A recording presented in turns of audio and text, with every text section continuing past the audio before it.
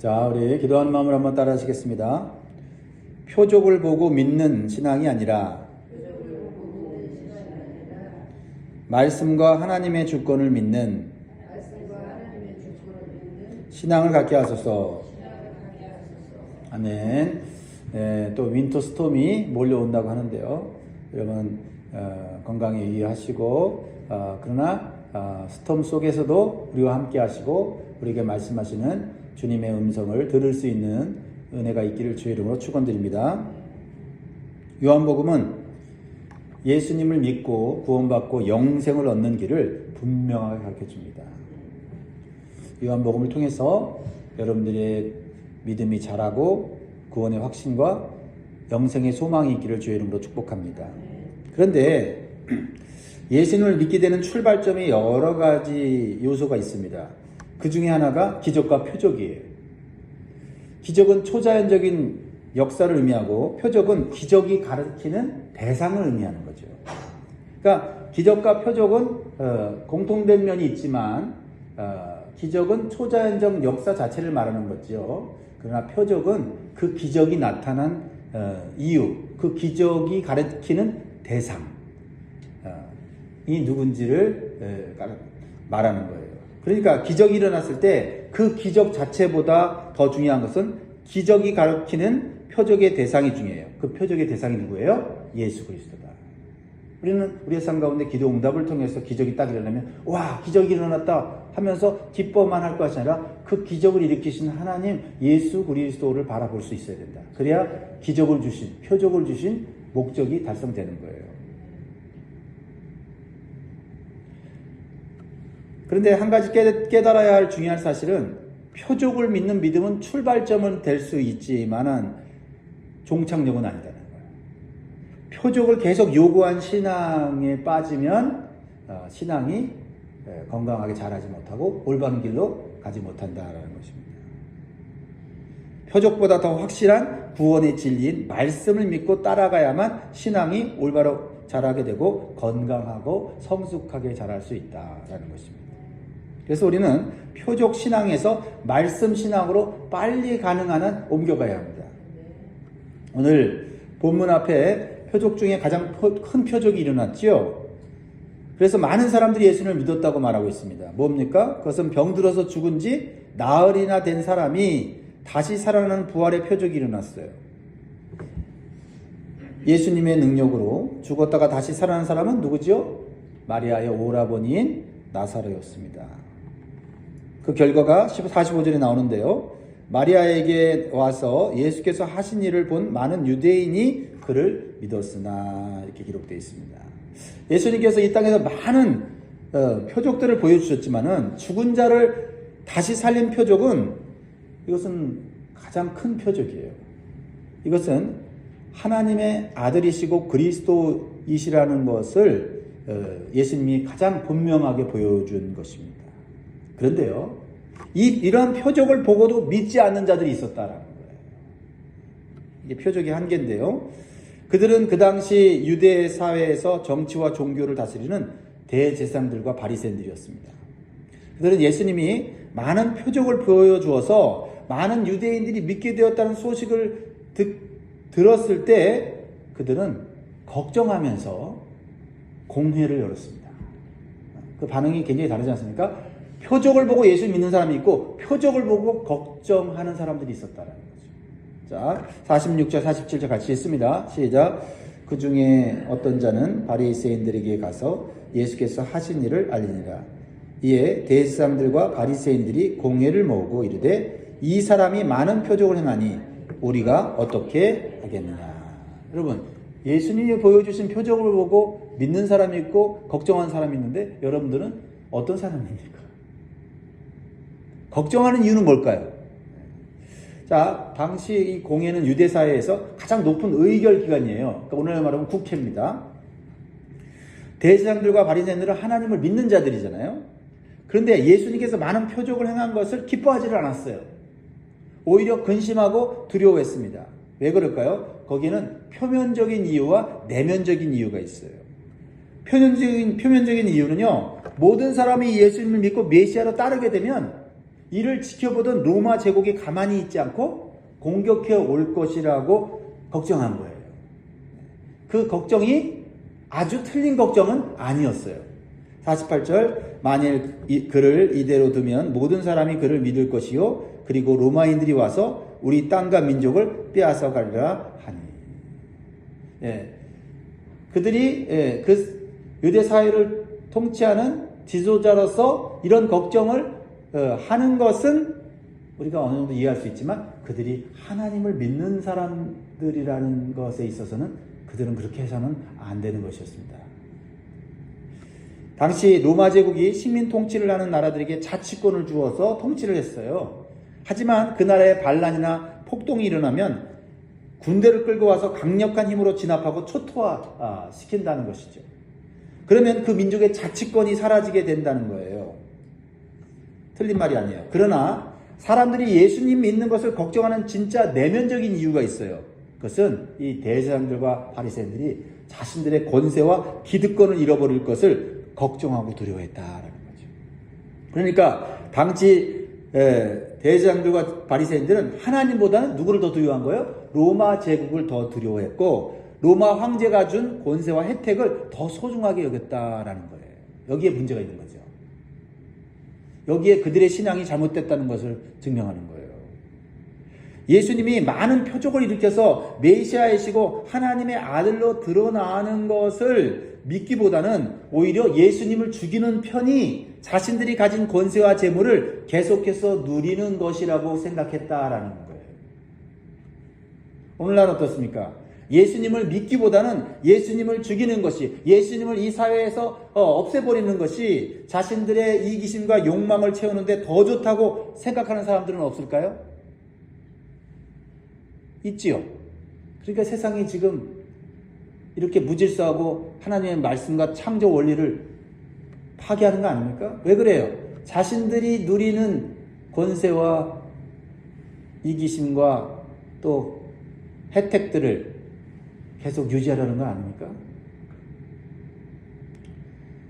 그래서 자신이 가진 힘과 영향력을 가지고 기독교 신앙을 부정하고 교회와 성도들을 핍박하는 자들이 있는 것입니다. 그래서 이 사회와 문화 속에서 하나님이 아닌 우상들과 인본주의 사상과 자유를 빙자한 이기심과 욕망을 채우는 타락한 문화를 지금 적극적으로 만들어가고 그것을 옳다라고 그렇게 말을 만들어내고 심지어는 법까지 만들어내는 거죠. 그렇다면 우리가 예수님을 믿는 이유가 무엇인지를 분명하게 고백할 필요가 있어요. 우리는 단순히 표적을 보고 그 표적이 나에게 유익을 주고 나에게 필요한 것을 채워주기 때문에 믿는 것이라면 표적을 보고 오히려 예수님을 부정하는 자들과 다를 바가 없다라는 거예요. 결국은 예수님을 믿는지 안 믿는지 내가 중심이 되고 내 욕구를 채우려는 것은 같기 때문이에요. 표적을 보고 예수님을 믿어도 그저 예수님을 통해서 혜택을 받으려고 하는 모습이나 예수님이 있으면 내가 원하는 욕망을 채우지 못해서 예수님을 죽이려는 것과 다를 바가 없다라는 거죠. 그러므로 우리는 예수님이 나의 구주이시고 내 인생의 주인이심을 믿고 따라가는 자들이 되어야 된다. 내가 중심이 되면 안 되고 주님이 중심이 돼야 돼요. 그리고 우리는 내 안에 있는 모든 이기심과 욕망과 죄성을 그리스도의 보혈의 피로 씻고 성령을 받아서 하나님 말씀대로 거룩하게 되는 삶에 초점을 맞출 때 그 신앙이 올바로 자라고 성숙하게 되는지 믿습니다. 그리고 더 나아가 우리는 이 세상이 주지 못하는 하늘의 평강과 영생과 천국의 소망을 받는 복된 자들이 된다는 거죠. 우리 신앙생활의 목적이 뭔지를 분명히 알고 시작해야 한다는 거죠. 자, 이제 대제사장들과 바리새인들은 자신들의 양심을 버리고 그리스도이신 예수님을 죽이겠다는 결정을 하게 됩니다. 여기에는 그 당시 대제사장이었던 가야바의 강력한 주장이 결정적인 역할을 해요. 대제사장이 한 말이 영향력이 크잖아요. 자, 뭐라고 얘기했는지 보겠습니다. 49절 50절이에요. 그 중에 한 사람 그의 대제사장인 가야바가 그들에게 말하되 너희가 아무것도 알지 못하는도다. 한 사람이 백성을 위하여 죽어서 온 민족이 망하지 않게 되는 것이 너희에게 유익한 줄을 생각하지 아니하노다 하였으니. 상당히 그 설득력이 있잖아요. 한 사람을 희생양으로 삼아서 민족을 살리는 것이 유익하다는 것은 사실 누구나 이렇게 공감할 수 있는 말이잖아요. 그래서 예수님 한 사람을 죽임으로써 많은 사람들을 살릴 수 있다는 거예요. 유대 민족을 살릴 수 있다는 겁니다. 로마로부터 보호할 수 있다는 거예요. 그러나 이것은 자신들의 권력과 기득권을 유지하려는 악한 생각과 교활한 계획에서 나온 말이었어요. 하지만 하나님은 그들의 악한 계획을 이용해서 하나님의 선한 뜻을 이루어간다는 거예요. 여기에 놀라운 반전의 역사가 있어요. 우리가 이 세상을 살아갈 용기와 소망을 갖게 해주는 거예요. 자, 이 대제사장 가야바는 겉으로는 한 사람을 희생시켜서 우리 민족을 보호합시다라고 얘기하지만은 사실은 속내는 그것이 아니었고, 그리고 자기가 한 그 말이 사람들에게 영향력을 주어서 그렇게 결정하게 했지만 사실은 그 모든 것을 이용하여서 하나님의 구원의 역사를 이루시는 하나님의 주권은 그 안에서 역사하고 있었다는 거예요. 그래서 51절, 52절 같이 있습니다. 지금 읽었죠? 읽었나요? 네, 읽겠습니다. 시작. 이 말은 스스로 함이 아니요 그의 대제사장이므로 예수께서 그 민족을 위하시고 또 그 민족만 위할 뿐 아니라 흩어진 하나님의 자녀를 모아 하나가 되게 하기 위하여 죽으실 것을 미리 말함이더라. 그러니까 대제사장은 그 역할이 뭐예요? 백성들의 죄를 대속하기 위해서 어린 양을 잡아서 하나님께 속죄 제사를 정성껏 드림으로 하나님과 인간과의 관계를 회복하는 거잖아요. 그렇죠? 근데 이 대제사장 가야바가 무의식적으로 자기가 그런 일을 했다는 거예요. 할 의도는 없었는데 무의식적으로 사람들을 하나님과의 관계 속에서 죄를 사하고 회복시키는 구원의 역사를 이루었다는 거예요. 자, 그 당시 대제사장인 가야바가 예수님을 죽이려 하는 것은 악한 계획에서 나온 건데 하나님은 그 악한 계획을 이용하셔서 모든 사람들을 죄에서 구원하시려고 하는 예수님의 그 구원 사역, 즉 예수님을 대속의 어린 양으로 희생시키려는 선한 계획을 이루고 계시다는 거죠. 대제사장은 예수님을 자신을 위해서 죽이려 하고 하나님은 예수님을 우리를 살리기 위해서 죽이신 이 하나님의 반전의 역사를 우리는 볼 수 있어야 합니다. 그는 대제사장으로서 해야 할 일을 자신도 모르게 하고 있었다는 겁니다. 그래서 유대 민족뿐만 아니라 흩어진 하나님의 자녀를 모아 하나가 되게 하시겠다는 그런 계획을 이루는 거죠. 그러니까 여기서 흩어진 자녀는 뭐예요?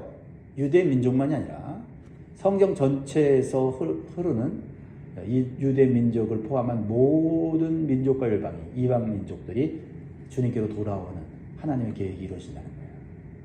그러므로 우리는 이 세상이 악하고 탐욕적인 권세자들에 의해서 다스려지고 있는 것 같지만 하나님은 어떤 상황 가운데서도 하나님의 선하신 뜻과 구원을 이루시고 하나님의 나라를 완성해 가고 있음을 믿으시기 바랍니다.